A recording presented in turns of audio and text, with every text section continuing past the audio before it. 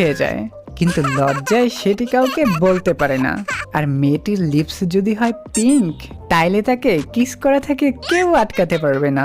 Number 2, জেইহুপ। জেইহুপ মেয়েদের হাসি দেখে ক্রাশ খেয়ে যায়।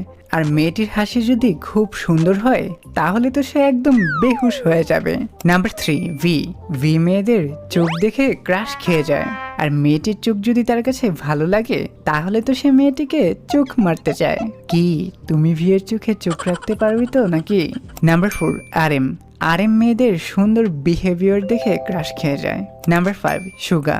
সুগা তো মেয়েদের গুলুমুলু চেহারা দেখে ক্রাশ খেয়ে যায়। নাম্বার 6, জিন। জিন তো মেয়েদের হাত দেখে ক্রাশ খেয়ে যায়। Number 7, Jungkook.